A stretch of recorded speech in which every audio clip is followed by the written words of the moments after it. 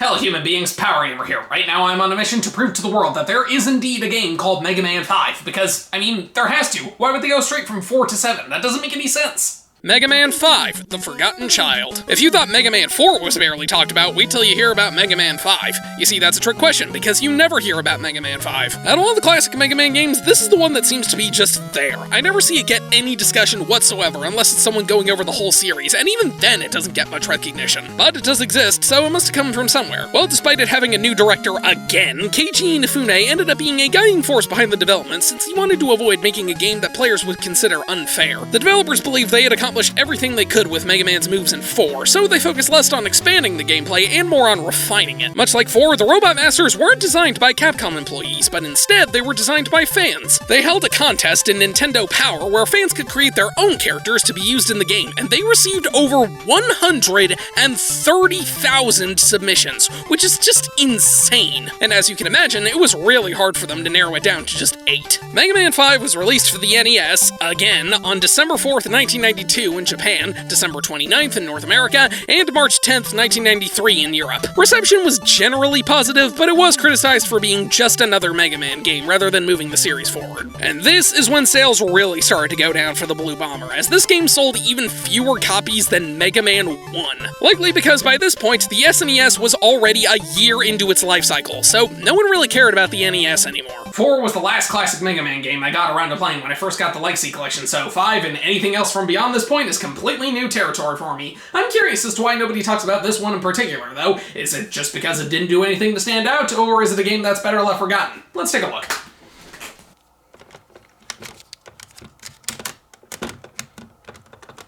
Much like 4, we get an actual opening cutscene. In 20XX, surprised these games all take place in the same year, it appears that Protoman has suddenly gone rogue and is leading an army of 8 robot masters to destroy the world. He kidnaps Dr. Light, so of course Mega Man sets out to stop the robots and save the Doctor. Seems kinda fishy that Protoman would turn evil, but who am I to question it? Either way, the story's as basic as the other games. Well, much like previously, the graphics are really good for NES standards, and thankfully the performance seems to be greatly improving. The slowdown can still be an issue, but not as much as the other games, and the sprite flickering is almost completely gone, so it's good to know they ironed out some of the technical problems as they went along. The soundtrack continues to be awesome. Again, that's pretty much the case for every Mega Man game. I wouldn't say this is my favorite soundtrack in the series, but it's still really good. And now as for the actual game,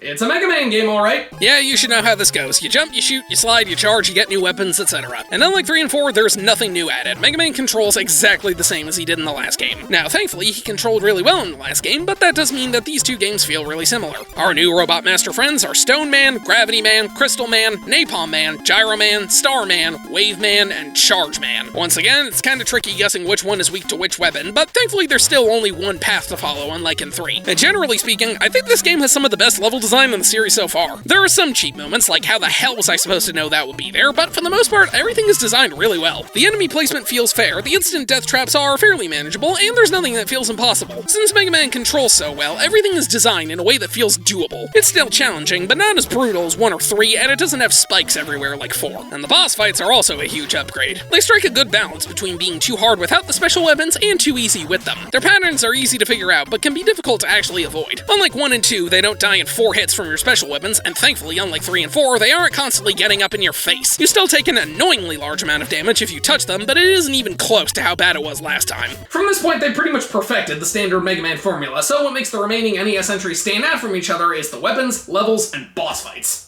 The first one I played was Starman. This level is space-themed, so it's filled with robots, UFOs, and the gravity is low, so be careful. Starman is pretty simple. He summons this ring of stars that blocks your attacks and then throws it at you. The gravity is still low, so both of you jump higher than normal, and he's weak to Wave Man's weapon. And sadly, the weapon get animation is a bit lamer than before. Next is Gravity Man, and you'd never be able to guess this, but his stage is themed around anti-gravity. When you walk past these arrows, you flip to the ceiling or floor, and thankfully this game doesn't do that stupid thing where the controls are reversed just because you're upside down. Gravity Man flips back and forth while shooting at you, and you have to position yourself so that you hit him when you both fall. He's weak to Starman's weapon. Gyro Man has the obligatory sky level with falling platforms and chickens? Oh no.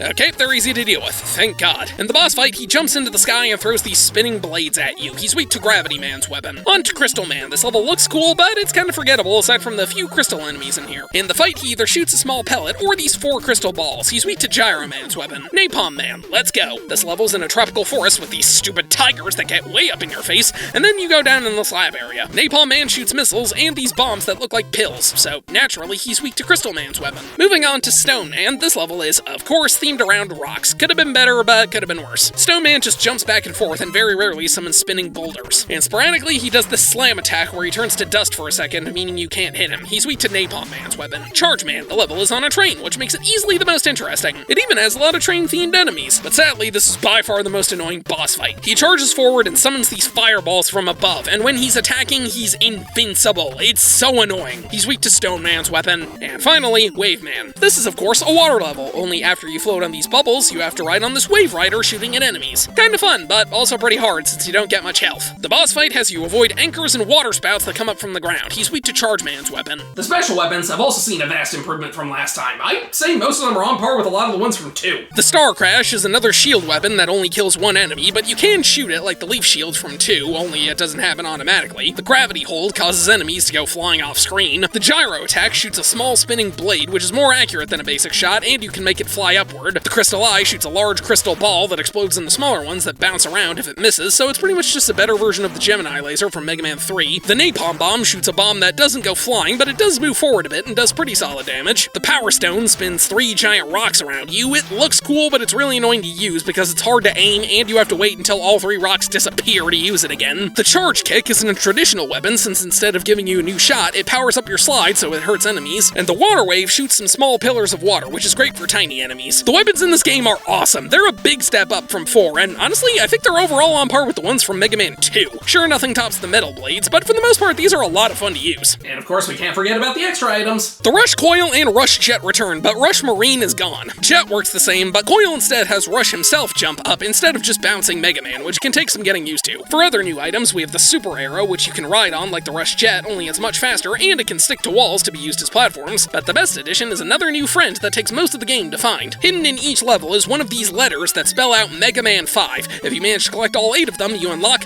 Beat, a robotic bird that was a gift to Mega Man from Dr. Cossack. Beat will follow you throughout the stage and attack any nearby enemies, which is great for ones you can't reach or when you have to worry about platforming. His meter goes down every time he hits an enemy, so if you pay attention, you can get some great use out of him. The only downside is you can't use the charge shot. Like last time, you can find Eddie in the levels who gives you something helpful. E-tanks can still be found to restore your health, but this game also adds M-tanks. These things are incredibly rare, so you only want to use them when needed. But they fully restore both your health and all of your weapons ammo, so they are super useful to find, but not very fun to use because of this.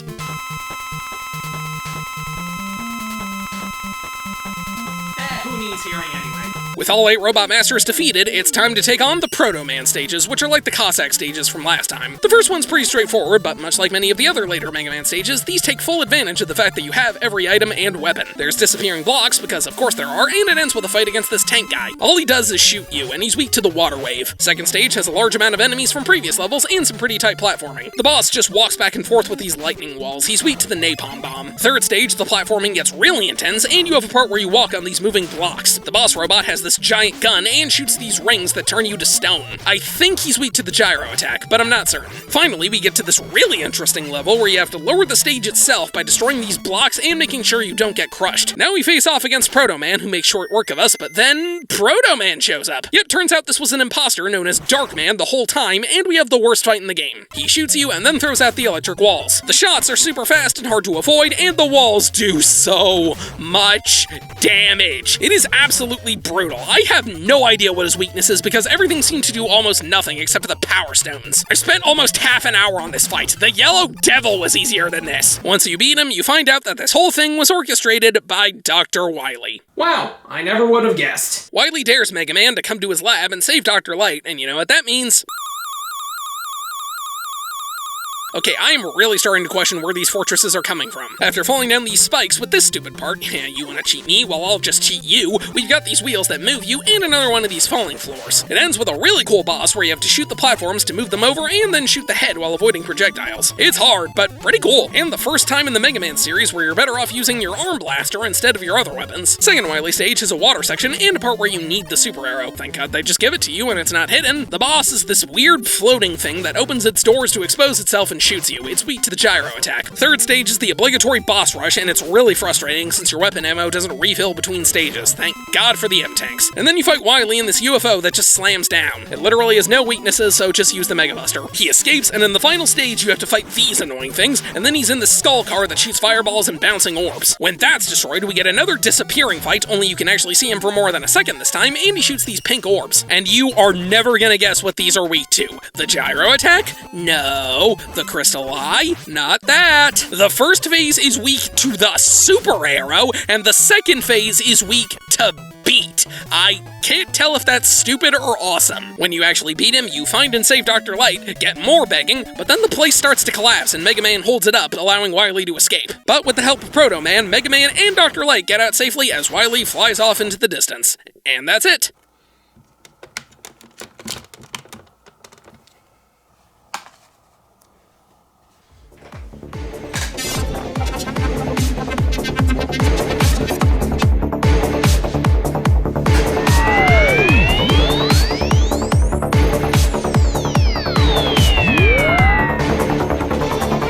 Game Talk.